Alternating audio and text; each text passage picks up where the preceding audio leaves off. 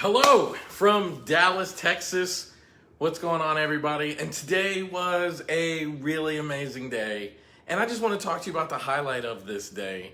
I had the opportunity that I always cherish and love to teach with my close friend, partner, like running buddy, all of it, Dr. Adam Frower. And we taught the first day of our level two of our 3-part certification process. And I wanted to talk to you a little bit about the highlight that occurred today and the lesson that came out of our teaching. And we're probably going to share like the number one lesson that comes out of each day. And today is we talked about the stance of a solution-focused therapist. And I want to make this very, very clear. When I first came into the solution-focused approach, they were often talking about like the stance of a solution-focused therapist, as if a solution-focused therapist is like kinder, more positive, more optimistic than a non-solution-focused person, or at least a person who doesn't identify as solution-focused. And that's not true. Like I don't believe, or I don't subscribe to that way of thinking that solution-focused people are somehow more positive, optimistic, or any of that stuff. I think what a solution-focused stance is the stubborn belief that the client you're talking to can obtain a desired change.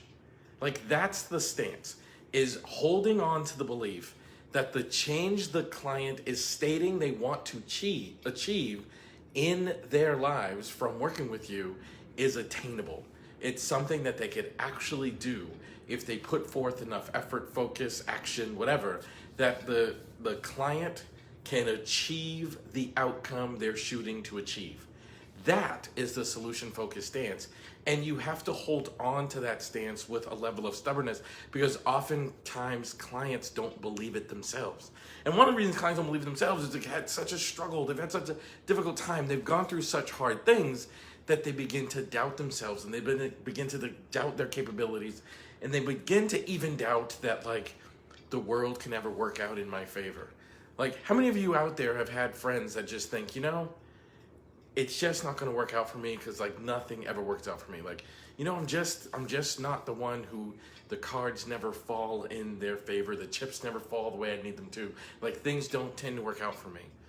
A solution-focused stance is holding the strong position that the person you're talking to is capable of creating the desired changes they're looking for in their life.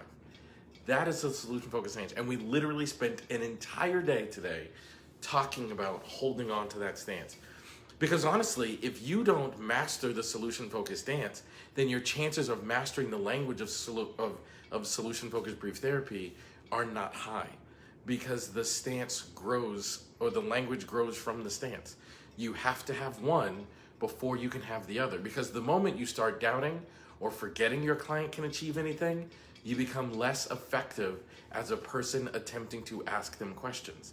So it's really important that like in its core and in its foundation and in its fundamentals, you accept that the client you're talking to is capable of achieving change, capable of creating the life that they're hoping to achieve, capable of achieving the differences that they want to achieve.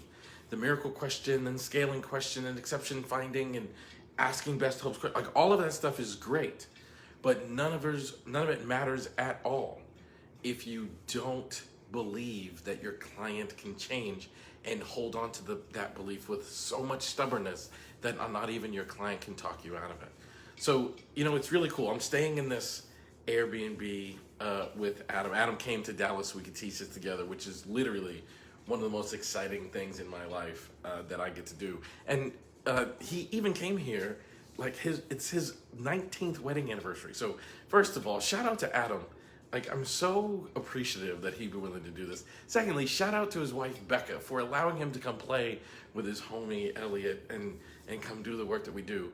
And who out there thinks Adam does not look old enough to have been married for 19 years? Like, Adam still looks 12 to me. Like, Adam, he's like this little tiny dude, man, and he looks like he was, graduated from high school 10 minutes ago, and he's been married for 19 years. Adam, I appreciate it. Becca, I love you, man. Becca, Like, thank you for everything and all that you do in support to allow Adam and I to pursue our passions and dreams of changing this world and changing the field of solution-focused brief therapy. None of it could have been possible without your support, Becca, so I truly, truly appreciate you. But that dude you're married to, Becca, he does not look like this could possibly be your 19th wedding anniversary. But given that it is, I want to shout out both of you. I'm so honored to have been your friend for all these years, and I look forward to many more years of friendship, bonding, and closeness. And man, I'll see you in tomorrow's video where I'm going to share what the next lesson is. But today, happy anniversary, Adam. Happy anniversary, Becca. I love the two of you. I'm honored to be your friend. And thank you, Becca, for letting Adam and I share our message about taking a solution-focused stance. That was the message in day 1 of our level 2 training. I cannot wait to bring to you what the lesson is from day 2.